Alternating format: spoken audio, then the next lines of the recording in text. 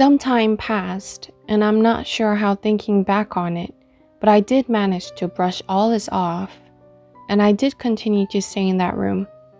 It was quiet for a while, but before long, I began waking with cuts on my body, slices in my skin, and mostly on my back and shoulder blades. Each night, as I tried to sleep, I felt some invisible force clasp my neck. It got harder to breathe each night.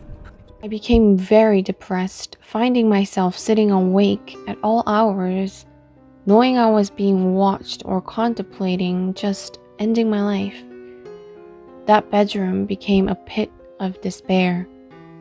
My father was, and still is to this day, very skeptical of me and my stories.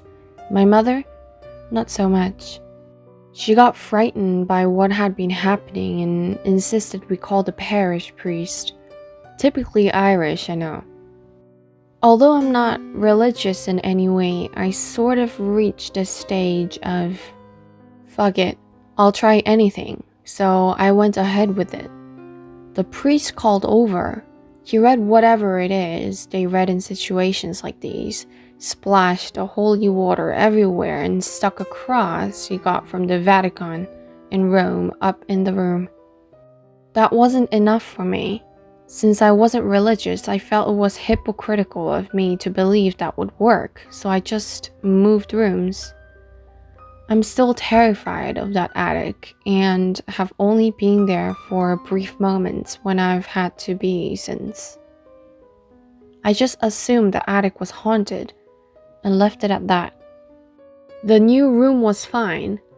I was more or less fine for about a year, still slightly traumatized, might I add.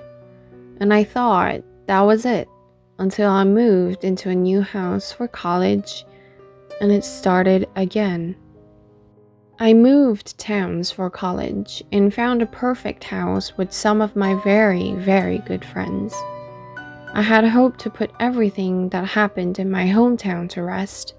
I was very optimistic about my fresh start. I moved to a really historic city, and the house I live in now is about 150 years old. The first night myself and my housemate stayed there, we were unsettled by scratching noises coming from the walls. We put it down to new house noises. I should have known better, right? And just brushed it off. We ignored the nightly banging and scratching. One day, I decided to bring it up due to something that I thought was a bit strange. I explained that I was in bed one night, trying to sleep when I felt my body jerking slightly, as if something was pulling on my quilt.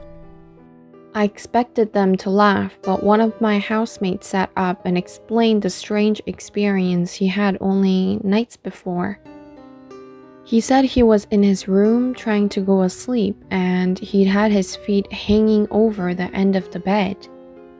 He said he was just asleep when something grabbed onto his foot.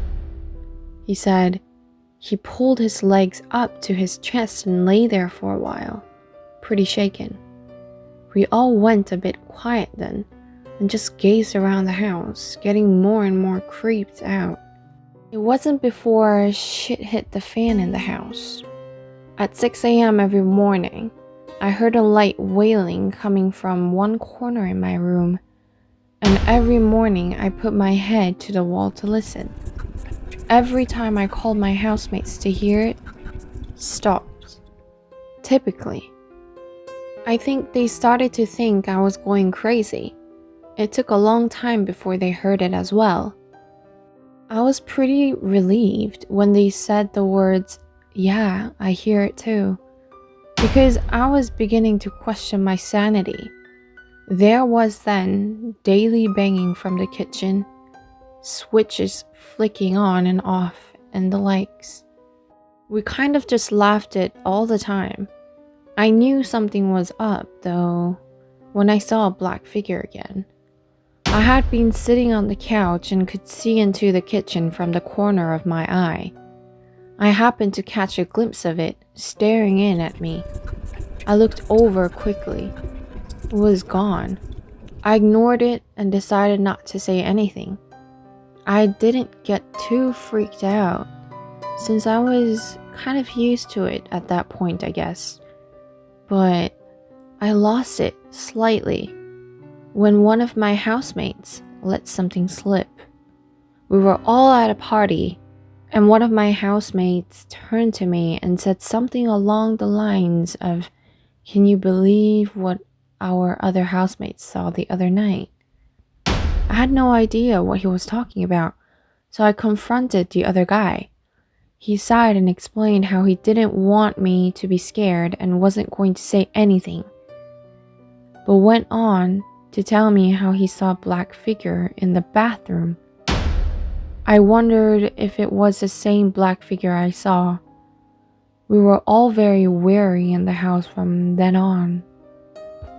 Then came the night all went downhill again. It was only me and my housemate who had seen the black figure. The other had returned home for the weekend. We were both living in the living room, working on college stuff, when we heard a bang. We both stopped and looked at each other with that, "oh shit" look. We knew it was starting again. Only this time it was much more intense. There was banging coming from all sides of the house. It was like someone was quickly moving around the entire house, banging the walls and stomping on the floor.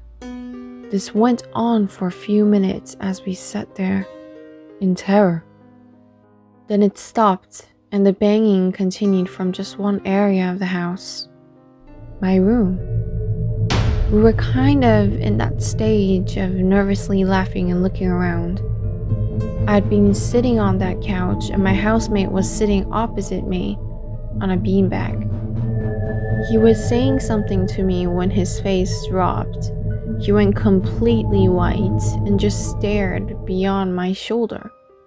I asked him what was wrong. All he said was we needed to get out of that room now, and that I wasn't to sleep in my room tonight since the banging was still coming from there. I calmly asked him what he saw. He ignored me, just gathered our stuff and began going into the other room.